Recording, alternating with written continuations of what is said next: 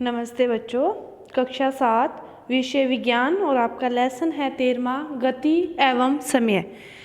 देखो, इस चैप्टर के अंदर अपने गति, चाल, दूरी, समय किसे कहते हैं, इनका मापन कैसे होता है और इनके मात्रक क्या हैं, इन सभी चीज़ों के बारे में पढ़ेंगे।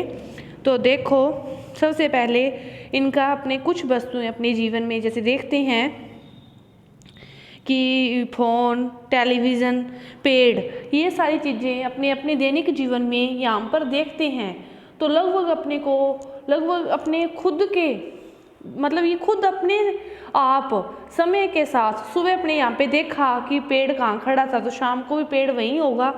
टेलीविज़न यहाँ पड़ा है, अपने को 2-4 दिन बाद देखते हैं तो वही मिलता है। मतलब समय के साथ इनकी दूरी में, इनकी गति में कोई भी परिवर्तन नहीं होता। तो ये चीज़ें क्या है, स्थिर हैं। ये समय के साथ नहीं बदलती, ये चीज़ें क्या रहती है, स्थिर रहती है। इसी प्रकार कुछ चीज़ें अपने देखते हैं, कार, बस, ट्रेन, ये चीज़ें हैं, ये गति करती है और समय के साथ इनकी मतलब परिवर्तन इनकी स्थिति में होता रहता है। कि अपने कार से जा रहे हैं, 5 मिनट पहले अपने कार को यहाँ देखा तो 5 मिनट के बाद वो कार बहुत दूर चली जाती है। मतलब उनके समय के साथ उनकी गति में क्या होता है, परिवर्तन होता है। तो वो चीज़ें क्या होती है, अस्थिर कहलाती है। जिनकी स्थिति में समय के साथ कोई भी परिवर्तन नहीं होता वो तो क्या कहलाई, स्थिर कहलाई। और जिनमें समय के साथ परिवर्तन होता है तो वो क्या कहलाई, अस्थिर कहलाई।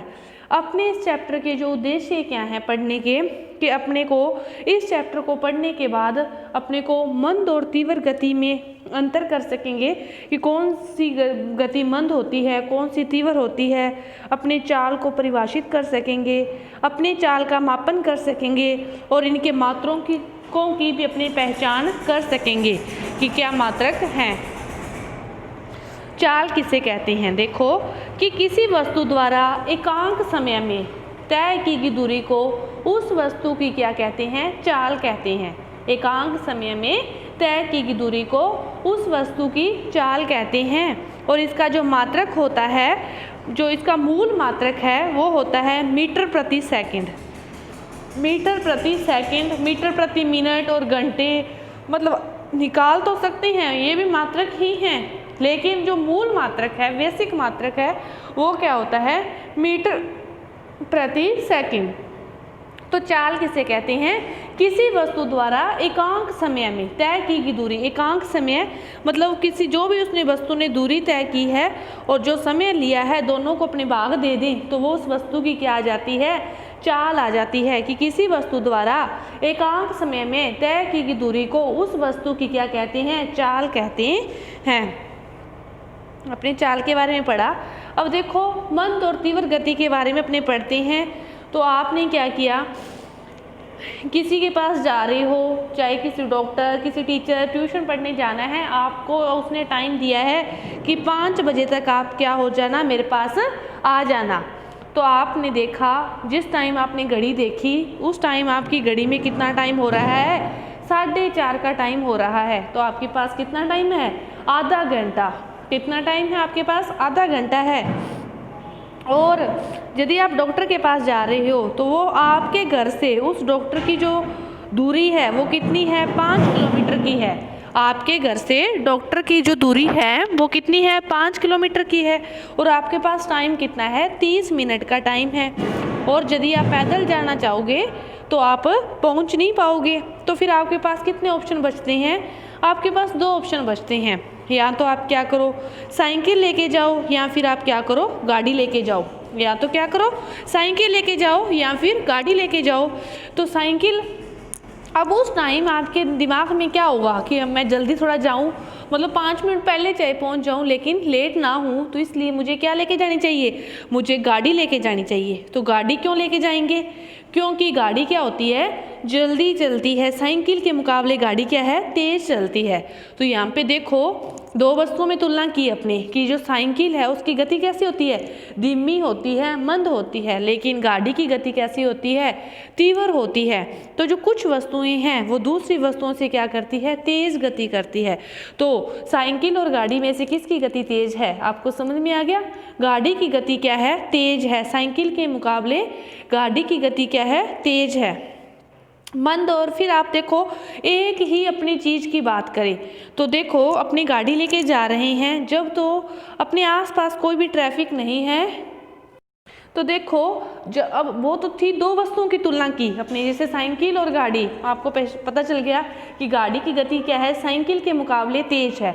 लेकिन यदि अपने एक ही चीज़ की देखें, अब गाड़ी को ही ले लो, जब आपको सड़क पर कोई भी ट्रैफिक ना मिले, अन्य साधन ना मिले, तो उस टाइम जो गाड़ी की स्पीड होगी वो कैसी होगी, तीव्र होगी या मंद होगी, तीव्र होगी। लेकिन यदि उसी टाइम एक टाइम तो मतलब कोई भी आपको व्हीकल नहीं मिल रहा तो उस टाइम गाड़ी की गति क्या है, तेज है। और दूसरी उसी टाइम आपकी जो मतलब साधन है आसपास काफ़ी, तो उस टाइम कार की फिर गति कैसी होगी, मंद होगी, पहले के मुकाबले क्या होगी, मंद ही होगी।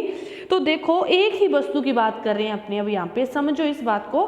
पहले अपने क्या कर रहे थे, दो वस्तुओं की तुलना कर रहे थे, पहले अपने दो वस्तुओं की तुलना कर रहे थे, लेकिन इस टाइम अपने क्या कर रहे हैं, एक ही वस्तु की तुलना कर रहे हैं। एक टाइम तो वो जब सड़क पर कोई भी अन्य साधन नहीं है, अन्य व्हीकल नहीं है। एक टाइम वो जब आपके आसपास बहुत सारा ट्रैफिक है, तो उस टाइम गाड़ी कैसे चलेगी, तीव्र चलेगी। और एक टाइम गाड़ी क्या चलेगी, मंद चलेगी। तो समझो इस बात को कि जो एक ही वस्तु कभी भी वो तीव्र गति कर सकती है और कभी भी वो मंद गति कर सकती है। ये उस स्थिति पर निर्भर करता है कि आपके उस समय आसपास की स्थिति कैसी है।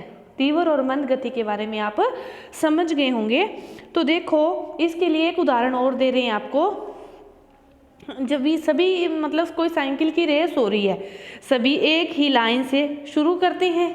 कोई भी रेस है, साइकिल की रेस है, चाहे सामान्य दौड़ की रेस है, चाहे गाड़ियों की रेस है, चाहे बाइक की रेस है, तो सभी एक ही टाइम एक ही जगह से शुरू करते हैं, लेकिन लास्ट तक विजेता तो एक ही होता है।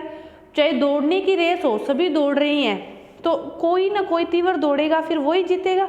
वही बात यहाँ पे एक उदाहरण के द्वारा समझाई जा रही है कि एक साइकिल पर कई बच्चे हैं और उनके बीच कोई 500 मीटर की, 100 मीटर की, चाहे कितनी आप मान लो कि रेस हो रही है। ये ऐसे ही व्हिसल बजी तो उन्होंने दौड़ना प्रारंभ किया। सभी ने अपना अपना साइकिल को तेज चलाना चाहा, तो उनमें से एक क्या हो गया, आगे निकल जाता है। कुछ टाइम के बाद कोई दूसरा आगे निकलता है, फिर कोई तीसरा, और अंत में क्या होता है, एक क्या होता है, जीत जाता है। वो क्या होता है, एक जीत जाता है। तो वह वस्तु, फिर जीतने का मतलब क्या है, समझो कि वह वस्तु जो एक नियत समय में लंबी दूरी तय करती है, वह दूसरों से क्या है, तेज चलती है। क्योंकि समय तो सभी के पास उतना ही था वहाँ तक पहुँचने में, एक जना पहले पहुँच गया तो फिर वो जीत गया।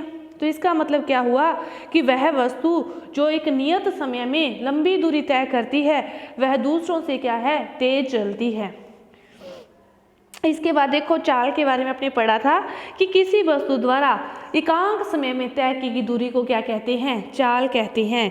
तो चाल के लिए देखो जो सूत्र था वो अपने पढ़ा था कि कुल तय की गई दूरी बटा में समय, ये क्या होता है, चाल का सूत्र होता है। अब देखो कोई दो बाइक हैं, ये 1 नंबर और ये 2 नंबर।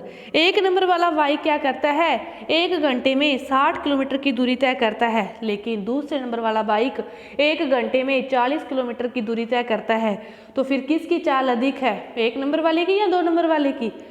आप समझ गए होंगे 1 नंबर वाले की, क्योंकि वह समय दोनों के पास सेम है, लेकिन दूरी ज़्यादा तय कौन कर रहा है, 1 नंबर वाला, तो उसकी चाल क्या है, अधिक है। अब देखो चाल का मापन कैसे करते हैं।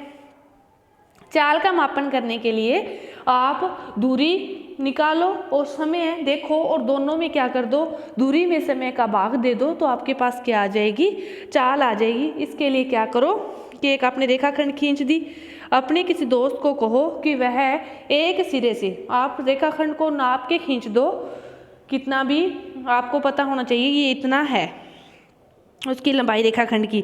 आप क्या करो, दोस्त को अपने को कह दो कि उस पर वो भागना प्रारंभ कर दे, मतलब एक सिरे से भागना प्रारंभ कर दे।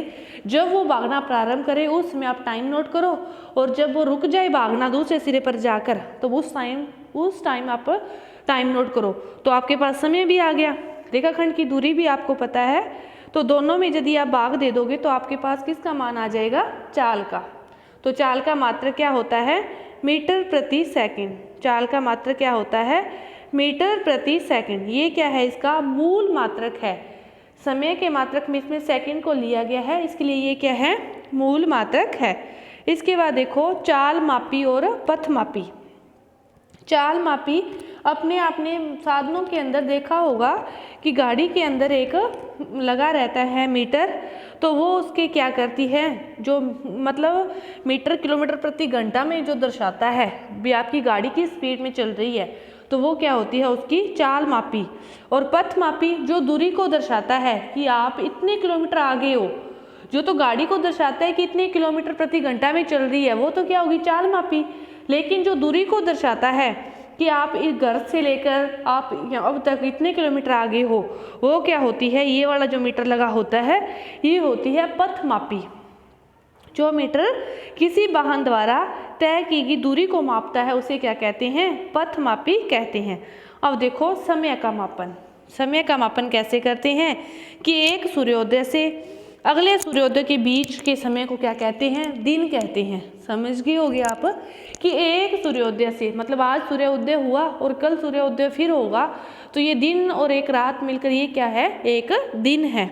इसके बाद उसी तरह एक पूर्ण चंद्रमा से अगले पूर्ण चंद्रमा के बीच के समय को क्या कहते हैं, एक महीना कहते हैं। कि एक पूर्णिमा के दिन क्या होता है, चंद्रमा पूर्ण गोल होता है। उसके बाद पुण्य चंद्रमा पूर्ण गोल कब होगा, अगली पूर्णिमा के दिन होगा। पूर्ण गोल कब होगा, अगली पूर्णिमा के दिन होगा। तो इसके बीच के समय को क्या कहते हैं, एक महीना कहते हैं। उसी तरह अपने पढ़ते हैं ना, जो पृथ्वी है वो सूर्य के चारों ओर परिक्रमा करती है, तो वो एक परिक्रमा जब पूरी कर लेती है, तो एक परिक्रमा इससे लेकर वापस इसी जगह आ जाती है, तो इसे क्या कहते हैं, एक वर्ष कहते हैं। तो सबसे जो छोटी इकाई है इसकी समय को मापने की, वो है घड़ी। मतलब दिन के छोटे समय के अंतरालों को मापने के लिए घड़ी का प्रयोग करते हैं। घड़ी अपने दिन में देखते हैं, अपने इस घड़ी के अंदर मिनट, सेकंड, घंटा सारी चीज़ें होती है। तो देखो जो समय के मात्रक हैं, सबसे छोटा जो और मूल मात्रक है वो क्या है, सेकंड है। समय का सबसे छोटा और मूल मात्रक क्या है, सेकंड है। सेकंड के अलावा मिनट, घंटे में भी अपने समय को सबसे छोटी इकाई क्या है, सेकंड है। फिर उसके बाद देखो मिनट भी है और घंटा भी है।